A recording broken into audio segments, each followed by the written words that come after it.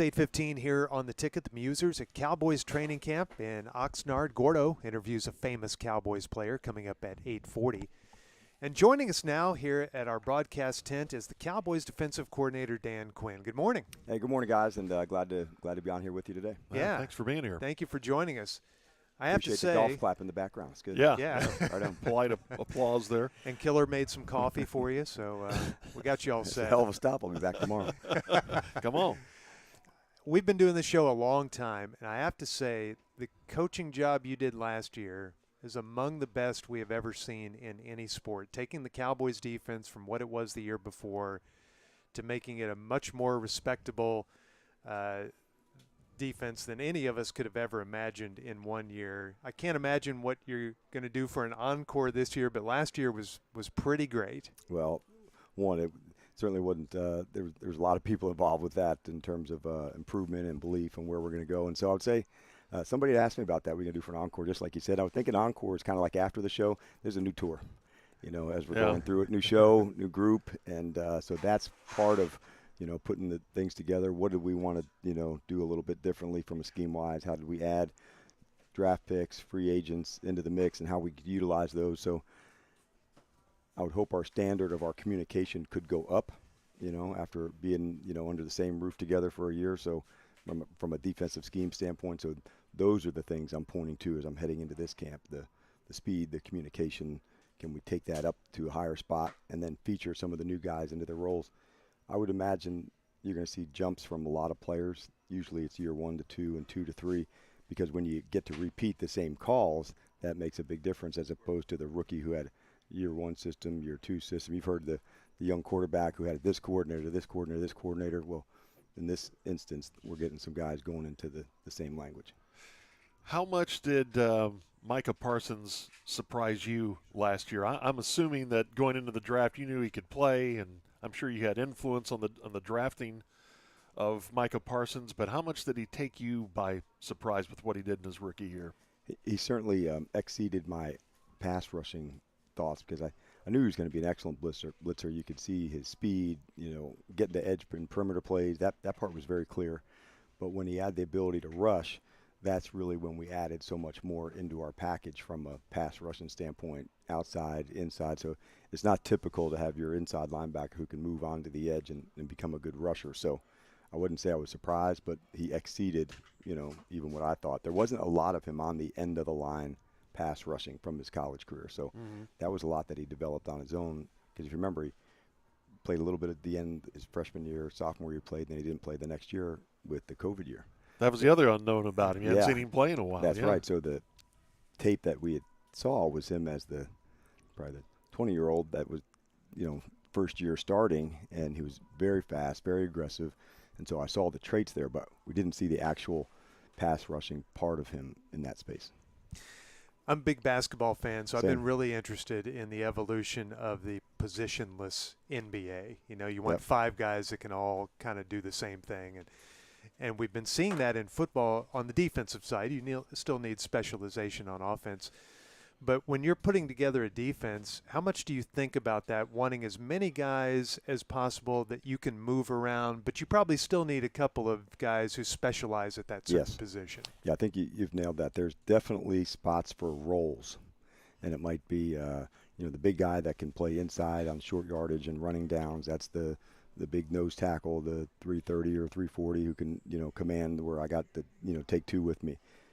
It's the tight ends that have changed to me because of the speed and athleticism.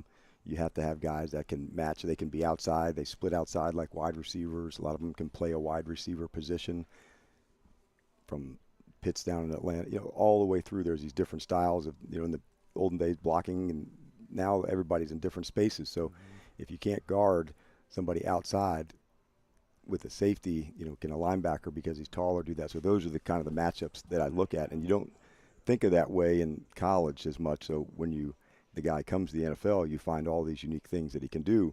And so, hey, let's give it a try. But this is the lab that you do it in training camp, to find out in one-on-ones and look at somebody in a play and say, okay, I think that's something to try. Let's give it another go, as opposed to figuring out in the game, okay, that's not so good. Yeah.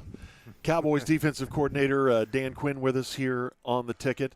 So along those lines, what if someone – we've always wondered this, if it's going to start going the other way now that you've kind of morphed into smaller linebackers and in safeties and even defensive linemen. Do you think it'll go back the other way where the power game comes back a lot more and these are smaller defenses? We'll line up in 3 receivers, but we're still going to smash the ball. Yeah, I think, and that's why you better have enough, however a team wants to play, you better have enough versatility on your roster to deploy the guys how you need to. Because even in a, week-to-week game, you could have one whole style where teams, 2 or 3 tight ends to work that package, and then the next week they don't ever align in that. Just always 3 or 4 receivers. So I think on your roster you better have enough guys that you can match up however a team wants to play. And they say this is how we're going to get it on based on who we have also to match up into those spots. Yeah. And colleges are more wide open too, so I think the receivers, the taller tight ends, they're also coming up through the system. So when you have chances to do it, you got to find out how you can do it. And offenses, I think, are, Tony Pollard, somebody that can be in the backfield, he can be outside. So that's an example of somebody. How do you guard him with a DB? Can you guard him with a linebacker? Mm-hmm. Like those are those tough matchups. You guys could think through it when you're watching the opponent and say, okay, how are we going to guard him? Now you just got into the coach's head for Tuesday night. Now you know what we deal with. Yeah. You don't think anyone will do what Army does in the college level and just go, hey, we're going to run it 50 times? Yeah, I don't think so. That wouldn't be good, would it? I don't know. It'd be would it interesting. scare you as a defensive coordinator? Like, golly, I don't know who's getting the ball. Well, as a defensive coach, I'd probably like it because they probably have the ball for about 35 minutes a game. But, in our game and scoring, that's the name of it, where you can, there's a lot of stats out there. But at the end of the day, it's still about scoring defense, and you still have to tackle really well. Those are the things with all the space plays that you better have a really good tackling defense if you want to have a good scoring defense. As of yesterday, you've got a new toy to play with, an Anthony Barr, 4-time Pro Bowler. How do you envision him working in? Well, he's still, today we'll go through. He's getting this physical and that kind of stuff. So I'm looking forward to getting rolling with him as long as that all goes good. So the team hasn't all the way gotten everything done yet. But, man, have I admired, what he's done so far. And if we add somebody with speed and length and has pass rush ability too and good hands to get it, I'd be all for that. Does that even free up Micah even more if you have another guy who's capable at linebacker? I think when you put, different guys in different spots, I think those are the benefits of that. Okay, can we feature him here or can we put Anthony on the edge and he's back, Micah back behind the ball. So there's lots of ways to use him, but that's how we'll go through the next month to make sure what's the unique stuff that Anthony has and how we could feature him in the system too. Cowboys defensive coordinator Dan Quinn with us here on the ticket. We had Mike McCarthy on yesterday. He was talking about his new fitness routine, boxing, and how you kind of got him into that. And so how have you been boxing for a while as a way to stay in shape? I have probably, I guess, close to 20 years. Oh, wow. Okay. And but ones we're doing today, somebody's holding mitts. They're not punching back. So I don't know if it's actually boxing with nobody punching back at you. Yeah. But throwing hard on the mitts and just fun to, have something early to do and sweat. And it's a great workout to go. It makes you think on your feet. So it is fun. Yeah, we've had a good time doing it. How do you think you would match up with Coach if you had to spar with him? Oh, you're trying to set something up here? I don't know. Well, we had him matched up with David Moore, so Yeah. I think that would be a better matchup. Right. You and yeah, 2 Irishmen just battling it out. just going at it. Both of them with tough chin. That's what you guys would say. They're tough. No one would say how quick they are or any of that.